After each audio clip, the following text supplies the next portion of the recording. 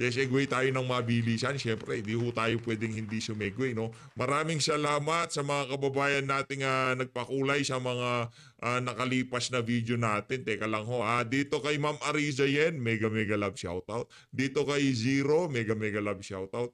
Pinay sa London, mega mega love shoutout. Mabuhay ho kayong lahat at sa mga hindi ko pa ho na shoutout, sa susunod na video ko na ho kayo sa shoutout. Dito kay Ma'am Connie Rasos, mega mega love shoutout. Kung sa ka Ma'am Connie, ingat ka dyan sa UK. Maraming salamat sa pagsuporta.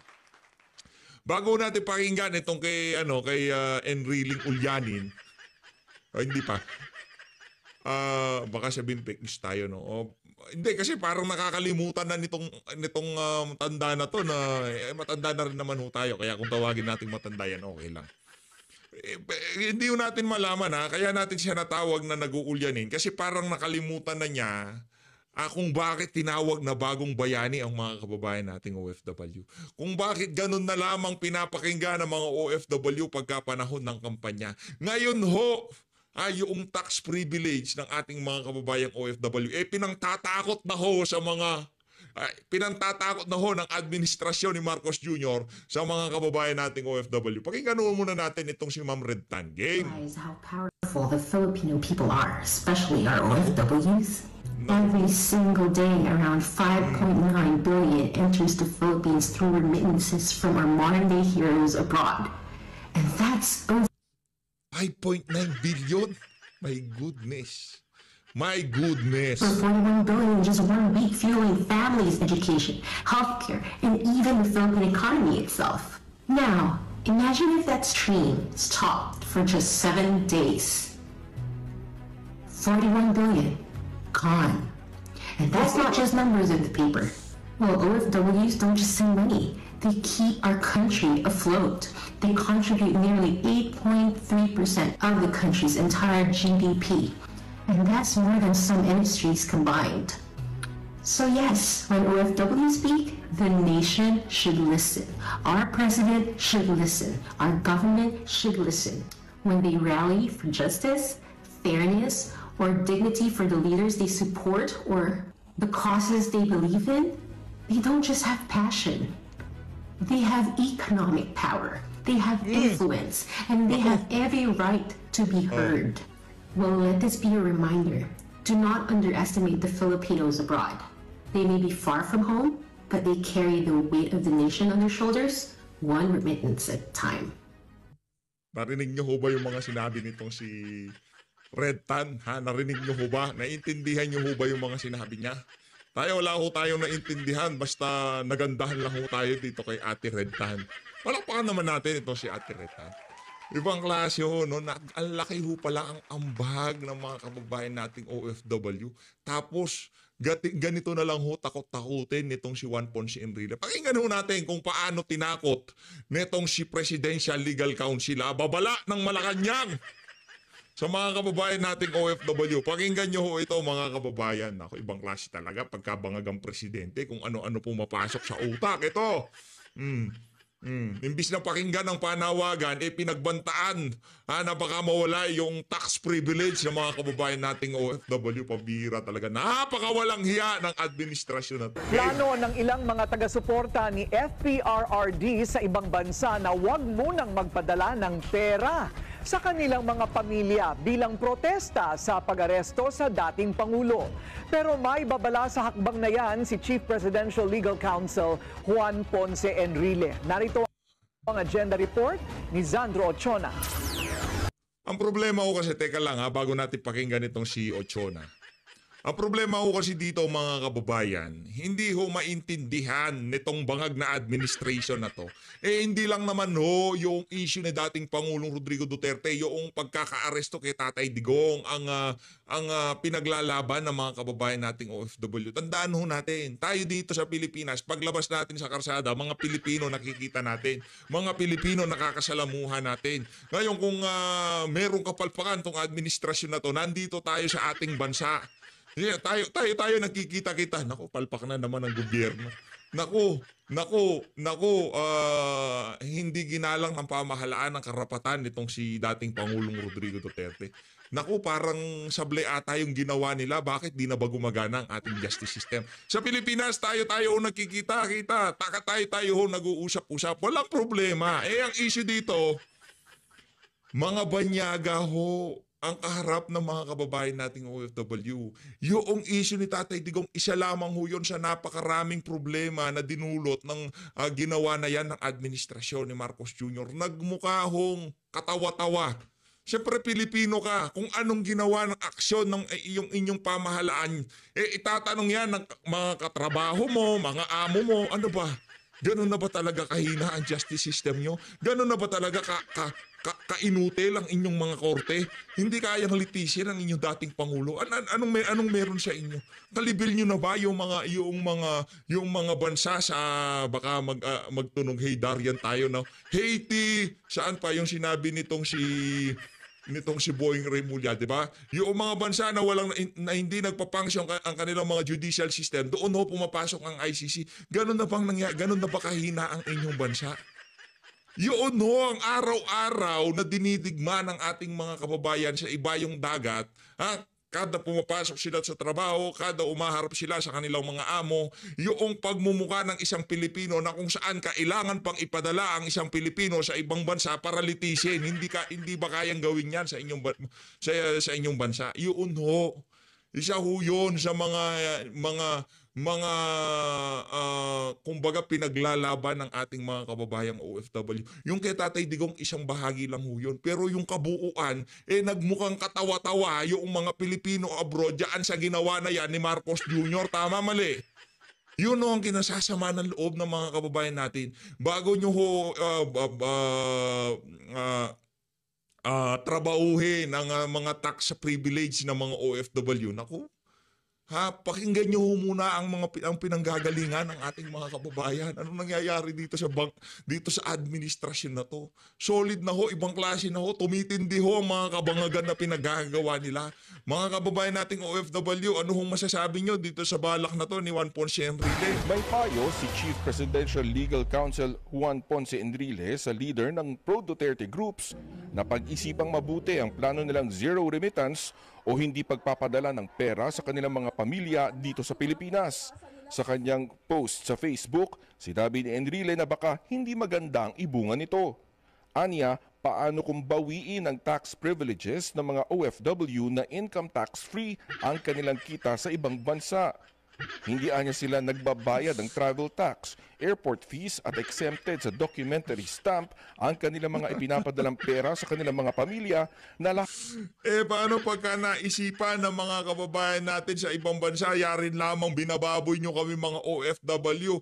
Might as well dalhin na namin yung aming mga pamilya sa ibang bansa at umalis na kami sa bansa na yan. Ilan ho ang mga kababayan nating OFW na kayang gawin yaang bagay na yan na nagtatrabaho sa Amerika, nagtatrabaho sa yung tipong mahal lang talaga nila ang bansang Pilipinas kaya hindi sila umaalis dito at iniiwan nila ang ating bansa dahil sa kanilang pagmamahal. Paano kung naisipan nila na iharin lamang puro kababuyan ang nangyayari sa Pilipinas, mag-alisan na kaya lahat tayo? Ano kayang mangyayari sa mga remittance? Baka dito sa bantaan nila na 1 week, baka ang mangyari dito habang buhay wala nang nagpapadala sa Pilipinas. Di ba? Ang laki ho pala ng ambag nitong mga kababayan nating OFW sa ekonomiya ng ating bansa. Tapos pagka nagsasalita, ayaw nyo pakinggan. Paano natin sila tatawaging bagong bayani kung yung mga tax na yan na pribilehiyo nila dahil sa paglabas nila sa ating bansa para makapagpadala ng mga dolyar na mga kita nilang dolyar para makatulong sa kanilang pamilya. Paano pa natin sila matatawag na bagong bayani kung gagawin ng administrasyon ni Marcos Jr.? Ang babala na yan itong si Tanda.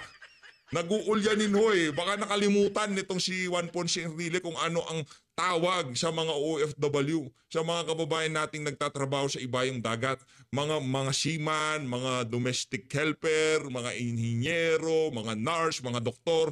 Yang mga yan tinawag hong bagong bayani kasi wala ho tayong mapagkukunan ng dolyar dito sa ating bansa, kailangan lumabas lahat. Wala ho tayong krudo na maibebenta sa pangdaing digang merkado para makapag-generate ng dolyar. Wala ho tayong ganon. Hindi ho tayo Malaysia. Hindi ho tayo Indonesia, kahit pa paano meron ho silang krudo. Hindi ho tayo China, wala ho tayong krudo. Ang meron tayo, mga ini-export na OFW para magpadala ng dolyar dito sa Pilipinas. Di ba? Hindi ho yun naisip ito nitong si Juan Ponce Enrile. Lahat ay maaaring bawiin ng Kongreso. Naku, Para sa isang kongresista, Oh. dapat ay kausapin na lang sila para maliwanagan kung ano ang magiging epekto nito. Huwag Oh. tayong magpadalos-dalos. Let Oh. us always remember the significance of the OFW. Wala, ano na, Madam, Jinky Luistro. Ano na to, kumbaga, yung mga kababayan nating OFW. Wala kasi kayo sa ibayong dagat eh. Kumbaga, yung mga yung ginagawa, nasa Pilipinas kayo eh. Mga nakakasalumuha nyo, mga Pilipino eh. Yung mga kababayan natin, pinagtatawanan sa ibang bansa dahil sa mga aksyon ng administrasyon na to. Yun ang problema nila. Bakit hindi nyo maintindihan? Di ba? Hindi. Ewan ko ba dito kay Jinky Luistro, ito talagang si Aling Jinky. oh. OFWs, not only in the Philippine economy, but even with respect to the interest of their families left behind, yung mga naririto. Hindi napapanahon upang pag-usapan itong mga retaliation na ito. Nako. Para kay SP Cheese Escudero, hindi tamang reaksyon ang gantihan bagamat hindi ito ipinagbabawal ng batas. Kung gusto natin pahupain, pababain yung emosyon at tensyon, hindi siguro tamang reaksyon ng gumante at pumatol. Hindi, si Juan Ponce Enrile, di natin malaman kasi wala na eh, padapit hapon na siya eh. Kaya kahit masira na ang Pilipinas, parang wala ho siyang pakialam. Di natin sinabing wala siyang pakialam. Parang wala ho siyang pakialam. Kasi imbis na abutin yung mga kababayan nating OFW, ngayon ho, ginagantihan pa ho nitong walang hiyang administrasyon na to. Nanawagan naman si OFW Party List Representative Marisa Ay, hindi Magsin totoo yan. Hindi totoo ho yan. Yung OFW party list na yan, aso ho ni tambalus-lus yan. Nako. Para sa mga kababayan nating OFW, pagka nabasa nyo yung OFW party list, hindi ho totoo yun. sa pamahalaan at sa oposisyon na huwag gawing bahagi ng alitan sa politika ang mga OFW. Dapat daw ay bigyang pansin ng kapakanan at siguruhing napapakinggan ang kanilang boses ng may respeto at katarungan. Yun naman pala. Ano masasabi mo dito kay Juan Ponce Enrile? Marisa Magsino, ha? Marisa Magsino, ano masasabi mo? Sa ngayon, walang Okay ka na dyan, Brad. Pakinggan na natin itong si ano pangalan ito? Itong si Panalo. Pakinggan natin, kanina pang umaga itong si Panelo eh. Hindi natin nagagawan ng reaction video itong kay Atty. Salvador Panelo. Ito na umpisa na natin ang video. So yan ang kailangan lang sa Biyernes. Kung nasaan na tayong lugar, sa mga binanggit ko sa inyong lugar, sa Pilipinas, mababalitaan nyo naman yan eh. Pumunta ko kayo doon para malaman ng administrasyong ito, ng gobyerno natin, na talagang tayo sa Pilipinas ay kinikilala natin ang mga ginawang kabutihan, mga ginawang pagsira sa mga sindikato ng droga, mga kriminal, mga terorista, ang pagpapatayo ng mga malalaking infrastruktura, ang pagbibigay ng dobleng sahod sa mga pulis, sa military, ang pagbibigay ng... Marami yung ginawa eh. Alam mo, sa dami. Di ba, alam nyo, meron ako noon sa Daily Tribune column, nung ako nasa Malacanang pa. Inabot yata ako ng 7 araw bago ko natapos yung accomplishment siya sa dami. Sa column yun, ha. Ganun mo karami. Kaya talagang mahal na mahal si Tatay Digong ng buong sambayanang Pilipino. At saka alam nyo, gaya ng sinabi ko sa inyo, hindi na pinag-uusapan ngayon ng Digong na issue. Lalampasan pa ho natin yun kasi si dating Presidente Duterte, siya na lang ngayon ang naging simbolo. Simbolo siya ng pagsuko ng soberentiya ng bansa. Kaya sabi natin, magdigong ka man, pro Duterte ka man, o kontra Duterte ka, ay kailangan magkaisa na tayo at sabihin natin sa kanila, sa ating niluklok ng mga opisyalis, Mali ang ginawa nyo kasi nakasalalay dito ang soberentiya ng bansa. Bansa na natin ang pinag-uusapan dito. Simbolo na ngayon ang dating Pangulong Duterte. Sapagkat ang isang mamamayang Pilipino, isinuko natin na walang basihang legal. Kahit saan yung padaanin, wala talaga. Kahit dyan sa Rome Statute mismo, sinasabi dyan, bago ipatupad yung mandamiento de arresto nila sa anumang bansa, kailangan ipadaan mo sa lokal na hukuman. Hindi nila pinadaan yun. Sa ating batas din, ganun din. Kailangan din dumaan. Kailangan i-validate muna ng hukuman natin na nagkaroon ng due process. Kailangan bigyan mo ng pagkakataon yung ina-aresto mo na magpaliwanag kung bakit hindi tama ang ginagawa sa kanya. At magdidesisyon ng hukuman at siya magsasabi kung pwede nang dalhin ng humihiling na International Criminal Court ang isang mamamayan ng isang bansa na dalhin sa kanila.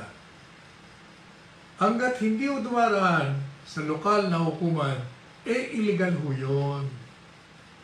Kasi kahit na meron tayong kasunduan sa mga dayuhan, kahit na meron tayong kasunduan sa mga kababayan,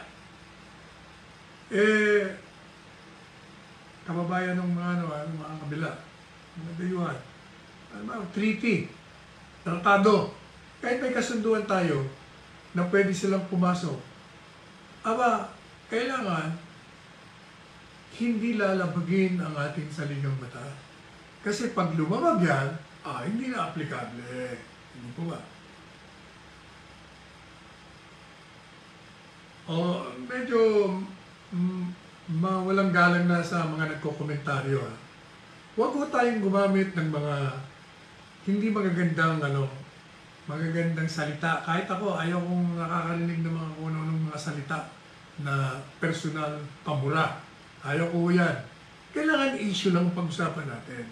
Ang pinag-uusapan ay pagsuko ng soberentiya. Doon tayo mag-concentrate. Hindi yung kung ano pinagsasabi ng mga trolls. Pati na yung mga kakampi, pagsasabihan ko rin kayo, huwag na kayong gumamit. Huwag na kayong magmura. Huwag ko kayong gumamit ng mga personal na atake. Hindi maganda yan. Pag-usapan lang natin ng mahinahon, mapayapa, yung mga issue. At ang issue rito ay ang paglabag sa saligang batas, pagsuko sa soberentiya at ng ating teritoryo, ang paglabag sa umiiral na kodigo kriminal or criminal revised penal code, ang paglabag, pati na yung Rome Statute, nilalabag nila sarili nilang batas. Yun ang issue, doon tayo mag-concentrate. Huwag na kayong mura dito, mura doon. Pati ako, nayayamot akong nakakabasa ng mga ganun. Hindi yung maganda yan. Kailangan, itaas natin yung level ng discussion. Huwag na kayong mga kung ano pang mga mura, personal. Hindi yung maganda yan. I will not allow it in this show. Hindi tayo gagaya sa mga personal na bagay. Hindi ho excuse na galit kayo. Lahat, maraming galit. Pero kailangan, yung emosyon nyo, relax lang kayo. Chill, sabi nga. Kailangan tayo, ipakita natin yung ating pagkontra. Pag kayo ay lumabas sa kalsada at sumama, yan, sa 28 sumama kayo. Pagdiriwang at panalangin. At hingi sa gobyerno na ibalik ninyo si Duterte dito sa Pilipinas. Ayun naman ang nanonood na nagre-reklamo sa filter, hayaan nyo na yung kayo naman. Hindi mahalaga yung kung pula lumalabas yan. Hindi tayo high-tech. Hindi natin alam kung anong napindot natin. Kaya pabayaan nyo na yan. Ang mahalaga kung ano yung sinasabi ko, huwag nyo na intindihin yung nakikita nyo ibang kulay, ganito kulay. Mga piripiral yun. Matuto kayo ng pinapakinggan nyo lang ay yung mga katwiran para pag kayo natanong, marunong kayo magpaliwanag. Hindi yung mura dito, mura doon, galit dito, galit sa... Hindi yung makukuha yan sa... Kung gusto nyo ipakita yung galit ninyo, ay lumabas kayo sa kalsada at sumama kayo para mabilang ang presensya nyo. Makakita ng buong mundo na nagkakaisa tayo. Ganyan ho, hindi po pwede yan.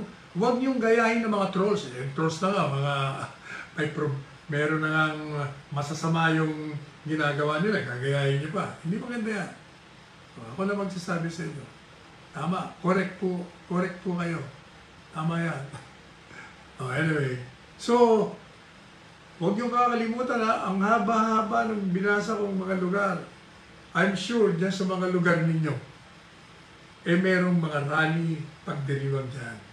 Sumama kayo at makikiusap tayo sa Iglesia ni Cristo na kung maaari ay samahan din tayo sa ating pagdiriwang sapagkat ang Iglesia ni Cristo ay nagpalabas na ng mga pahayag. Noong unang pahayag po nila, sinasabi nila, yung impeachment kailangan pa sa ilalim nyo sa tamang proseso. Hindi po pwedeng politika lang inatupag ninyo. Pangalawa, yung latest statement ng Iglesia ni Cristo, sinasabi nila na yung aresto kailangan naaayon din sa batas. At dapat, ang pag-aaresto, yung warrant of arrest, nanggagaling sa atin. Kasi yun naman ang sinasabi ng saligang batas. Hindi po ba? Kasasabi ko lang, huwag na ako kayo maggagamit ng mga malalaswang salita, yung mga, ang DOJ ganyan. Huwag na yun. Basta ipaliwanag na lang natin. Walang mangyayari dyan sa mga murang ginagawa. Gabi, tigilan mo na yung mga sinasabi mong, pabayaan mo na, hayaan mo sa paliwanag natin, makikita na itong DOJ ay mali. Huwag mo nang murahin pa. Walang mangyayari sa atin sa murahan. Ha? Tayo yung mga matatalinong tao. Hindi tayo gumagaya sa mga trolls. Ha? So anyway, yun ang sinasabi ng Iglesia ni Cristo. Kailangan, kung mayroong krimen ang nakamit ang isang mamamayan, dito natin litisin. Huwag tayo magpasailalim sa dayuhan. Hindi po ba kinikwento ko sa inyo? Nung ang tatay ni Marcos Jr., si Ferdinand, ay itinapon sa Amerika sa pakiusap ng nasirang Cory. Kasi talagang sinabi niya, kailangan dali niya yan. Kasi originally sa Poway siya pupunta, naging Hawaii. Kasi hindi ko pumayag. Kailangan daw dalhin sa Amerika. At tapos nililitis doon, hindi ba? O hindi ba ang inyong lingkod, kasama sila Nilo Tayat at yung iba pang mga loyalista. Alala ko tuloy sino na nga ba yun? Yung aking kumparing di ba yung namatay? Ako, yan ang mga loyalist leaders. No? Ang ginawa namin, nag-rally kami araw-araw at sinabi namin sa Cory government, ibalik nyo si Marcos dito kung totoong may kasalanan yan at may krimen. Dito natin litisin, hindi sa dayuhan. O yan din o ngayon. 40 taon na nakakaraan, eto na naman tayo. At pinupunan naman natin yung anak. Anak naman ngayon. Na mali yung ginagawa mo, na sinuko mo ang Duterte sa dayuhan at lilitisin doon. Insulto ho sa atin yun. Maliban pa sa sinuko mo soberentiya, insulto pa ho sa atin yun dahil lumalabas, wala tayong kakayahan. Sinabi mo na nga, hindi po ba, ang posisyon ng gobyerno, wala kayong jurisdiction. Number 1, kasi kumalas na kami. Number 2, malakas ang aming legal sistema. Kaya namin gawin ang paglilitis dito. Bakit mo sinuko? Yun ang pag-usapan natin. Yan ang mahalaga sa lahat. Kailangan matalinong pag-uusap at pagtatalakay. Hindi yung mura dito, mura doon. Wala akong mangyayari sa atin dyan. Anyway, so Tandaan nyo, yung mga binasa ko, ang dami yung binasa kanina eh. Sa Luzon, ni Duterte, pati nga sa Dahig, di ba? Libo-libo ang nakausap ni Inday Sara doon. Nagkaroon sila ng peaceful rally doon. At meron pa nga siyang sinasabi na mag-picnic na lang tayo para hindi na tayo hindi na magandang panuala yun. O, kumbaga, ang gagawin lang natin, hindi na nga ito masasabing rally, kundi pagdiriwang. Pinagdiriwang natin ang minamahal nating Presidente Duterte para makita nila na tayo ay hindi lamang nagmamahal sa Kanya. Kung hindi, tayo po ay naninindigan din at pinupuna natin sa malumanay na pamamaraan ang kamalian na ginawa ng gobyerno. Kasi alam nyo, baka sakaling magising eh. Kasi sa totoo lang, ayaw na po nating maulit yung mga nakaraan. 40 taon ang nakakaraan. Nagkaroon tayo ng revolusyon sa EDSA. Naapektuhan ang ating ekonomiya. Nag-alisa ng mga investors. Bumagsak tayo eh. Kasi nga nagkagulo tayo eh. Hindi ko ba, nagpalit ng rehimen, ng gobyerno. O, nung nakabawi tayo, nagkaroon na naman ng another EDSA Part 2. O, bagsak na naman tayo. Hindi tayo maka-take off eh. At palaging politika ang nagiging dahilan at korupsyon. O, ito na naman tayo. May magkakaroon na naman ng Part 3 yan. Ayaw na natin mangyari yun. Eh, hindi pa naman o, sa totoo lang. Kung ako ang tagapayo ng Ferdinand Marcos Jr., ay sasabihin ko po sa kanya, Mr. President, and I will address you now, Mr. President, you were correct in your foreign policy vis-a-vis the International Criminal Court. When you laid down the principle that the International Criminal Court has no jurisdiction. Napuri ko kayo dun. Kasi tama naman talaga eh. Bibigyan ko kayo ng, para matutuwa kayo, pag kayo tinatanong, bakit walang jurisdiction? Number 1, kasi yung tratado, yung treaty, na ang nilalaman noon ay ang Rome Statute. Ano ba ang Rome Statute? Yun ang batas na lumikha dito sa International Criminal Court. Yun ay hindi na ilathala sa Official Gazette o sa isang pambansang pahayagan kung saan yung nilalaman ng Rome Statute ay mababasa ng mga mamamayang Pilipino upang mapasailalim sila sa batas nila. Kaya sabi ng Commonwealth Act 638, Section 1, lahat ng mga legislative acts, lahat ng mga akto ng Kongreso of public interest and of general application, kailangan ilagay sa Official Gazette o kaya sa Newspaper of General Circulation. At 1 year after the enactment, kasi yung Commonwealth Act 638 ay napasa yun noong 1950. Noong 1951 naman,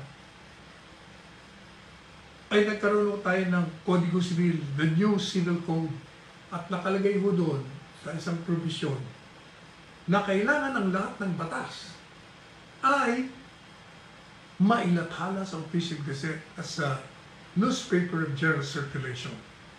At sa kaso na isinampa namin laban sa Executive Secretary Tobera ng panahon ng martial law, naghain kami ng demanda, mandamos. Kasi maraming presidential decree na inilabas ang nasirang Presidente Marcos Sr. Hindi yun namin malaman kung nasaan yung mga presidential decree kasi hindi naman nila pinapublish. Kaya sabi namin sa Supreme Court, kailangan manduhan ang Executive Secretary na ilathala nila sa Official Gazette o sa Newspaper of General Circulation para malaman ng taong bayan na may batas na nagtatakda sa mga akto o hakbangin na hindi pwedeng gawin. At kung gawin mo, ikay mananagot, ikukulong ka, tatanggalan ka ng kalayaan, kukumpis kayo ng iyong mga ari-arian. Kasi bakit kailangan ilathala? Kasi, kaya ng paulit-ulit kong paliwanag. Sa ating saligang batas, sinasabi na bago mo tanggalan ng kalayaan, ng buhay, ng ari-arian ng isang mamamayan, kailangan bigyan mo siya ng proseso, due process, tamang proseso. Ano yung tamang proseso? Bigyan mo siya ng pagkakataon na idepensa niya ang sarili niya sa akusasyon laban sa kanya. At paano? Paano mo mabibigyan ng pagkakataon madepensa yun? Kung hindi naman niya alam na mayroon palang batas dahil hindi mo naman inilathala. Kaya sabi ko ng Korte Suprema, doon sa kaso inihain namin, ang title Tanyada versus Tubera. Kami yung mga abogado ng Mabini, Movement of Attorneys for Brotherhood, Integrity, Nationalism, Inc. 40 years ago yun, ha? Batang-bata pa tayo. Yun ang sabi ng Korte Suprema, hanggat ang isang batas ay hindi inilalathala sa Official Gazette o sa isang newspaper of general circulation, ito'y walang buhay, walang epekto, no force and effect. O madalit sabi, nanalo kami doon, kaya ang ginawa ni Executive Secretary Tubera, ni Marcos Sr., nilathala nila. So nalaman na natin kung ano yung mga PD, yung mga presidential decree. Madali sabi, kung i-apply mo ngayon yung ruling ng Korte Suprema sa Tanyada versus Tubera, yun ang raw statute na nakalimutan nun ng Ninoy administration, Pinoy Aquino. Hindi yun nailathala sa Official Gazette. Kaya, ang sabi ni Presidente Duterte, na tama naman siya, wala kayong jurisdiction kasi wala namang batas na may papatupad. Walang ICC. So, paano kayo magkakaroon ng jurisdiction? Kaya hindi ba binibida ko sa inyo? Nung sumabog yung issue yan, yung mga abogado sa Malacanang, di ba sa kanila, sinasabi nila may jurisdiction. Pero si Presidente Duterte, walang jurisdiction dahil hindi na ilathala. Nung ako'y tinanong, sa pamamagitan ng kindat, kung anong tingin ko, sabi ko, kung may jurisdiction, kung tama ang teorya ng 5 abogado, ay sabi ko, simple lang ang solusyon niya. Di, umaklas tayo, mag-withdraw tayo. Tapos ang usapan. Yun ho ang ginawa. Kaya ginawa ko kagad yun. Pumirma si Presidente Duterte. Kaya noong March 17, 2018, sinumiti natin ang withdrawal sa ICC. At noong March 17, 2019, 2018 natin sinabit, 2019, naging epektibo, hindi na tayo miyembro. Pero ang sabi naman nila, teka muna, hindi nga kayo miyembro meron kaming provision dyan sa statute na meron kayong obligasyon. O di tinignan ko uli yung statute, hindi, mali kayo. Kasi, kung matatandaan nyo, noon lamang September 2021, nung yung kanilang special prosecutor na, pangalan nun, Betsuba, Banuba, basta special prosecutor, humingi ho ng formal na permiso sa judges ng ICC na kung pwede raw sila magsimula na ng investigasyon. Doon lang mo sila nag-umpisa ng investigasyon eh. Matapos tayong kumalas. Ang sinasabi ng kanilang statute, kailangan daw, kung nagsimula na sila mag-imbestiga at hindi pa tayo kumakalas, meron na tayong obligasyon na mag-cooperate kahit kumalas na tayo. Sabi ko, hindi naman kayo nag-imbestiga eh. Hindi naman preliminary investigation yon. Preliminary examination lang. Inaalam nyo pala kung po pwede kayong humawak ng kaso ng mamamayang Pilipino na nag-commit ng krimen against humanity. Kasi tinitingnan nyo kung yung principle of complementarity yung tinatawag ay aplikable. Na sinasabi, pwede lang kayong pumasok sa miyembro ninyo kung una, walang kakayahan na umusig yung miyembrong estado nyo o gobyerno o bansa. O kung meron mang kakayahan, hindi nyo inuusig yung mga nagkamit ng krimen kasi siguro kayo yun. Yun lang o, yun ang dinidetermine nyo. Kaya nga yung Solicitor General natin noon, kahit na pinupulaan ko siya, tama naman yung posisyon niya. Kaya ko lang noon, submit ka ng submit sa jurisdiction dahil kung ano-anong pleadings ang pinapile mo. Pero, yung pinapile niya naman, kini-question niya ang jurisdiction. Sa sinasabi ng soldier noon, wala naman kayong jurisdiction, kumalas na kami.